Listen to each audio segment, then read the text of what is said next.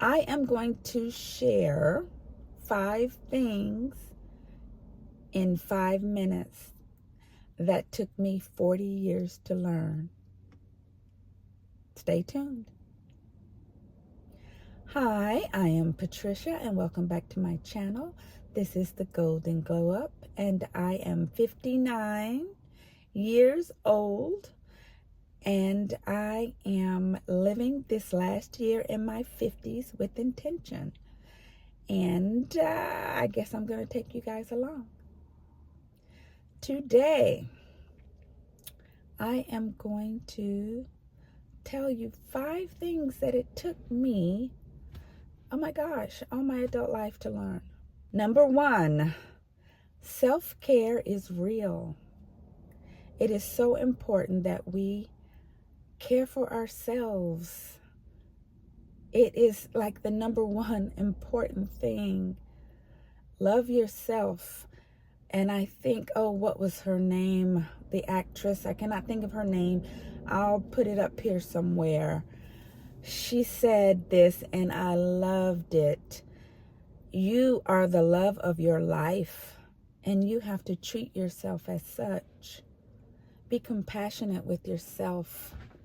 Put yourself first. Treat yourself as if you were treating someone else that you cared for. Because we don't always care for ourselves like we care for others. Number 2, boundaries. We have to honor our boundaries. And if we don't have boundaries, we need to be setting them. Our boundaries is what keep us mentally and emotionally stable. Boundaries help us to navigate relationships, any relationships. We must honor our boundaries. If we set a boundary, we have to hold it. And if somebody's not okay with our boundary, we don't change it. We don't push it back. We hold our boundaries because they protect us. And that is a part of self-care, really. I didn't realize that. It took me 40 years, 35, 40 years to realize that. Number 3, stop expecting people to do the right thing. And I think I said in a video before that people are trash. I know it's harsh. They're not going to do the right thing. People are not going to do we don't all share the same value systems. Stop expecting people to do the right thing. We have to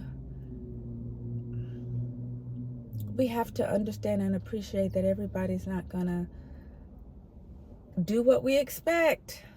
They're just not. And a lot of times we get caught up in those situations where we expect people to do the right thing or to do what we perceive as the right thing. And when they don't, we become unhinged or upset or just out of sorts. If we just understand that people are not always going to do the right thing and we have to move accordingly. Number 4, and it kind of goes along with number 3, but I think there's some nuances to it. When we expect that people are going to live up to our expectations, you know, some people are not, maybe most people are not. I think that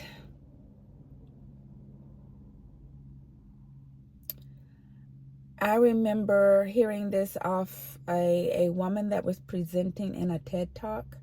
She said one way that she learned to work with people in her business is that she came to the realization that most people are doing the best that they can with their level of awareness. And that was how she was able to cope when people did not live up to her expectations. And I have adopted that in how I maneuver and deal with people.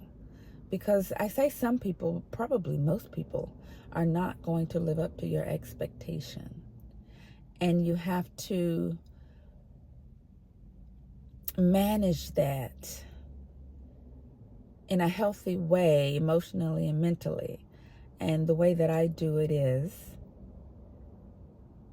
I understand that people in general are doing the best that they can with their level of awareness. Now, it does not excuse low functioning behavior.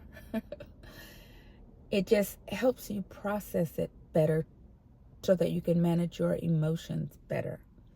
It does not excuse it. It does not mean that you have to endure it. It just helps you to process and cope better so that you're not negatively impacted by it. Number 5 is that let's see, how do I say this? Just because somebody provides inaccurate information, it doesn't necessarily mean that they are telling lies.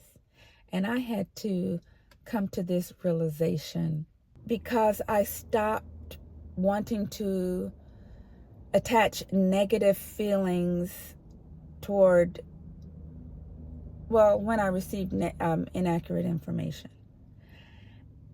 And what I mean by that is that, okay, everyone lies. So no one's, and I know people say, oh, I don't lie. You're lying now, because let's just keep it a buck, real, however you want to say it. Everyone lies in one way or another. Everybody lies. So because of that, if you had a negative opinion about all inaccurate information, that's a lot of negativity.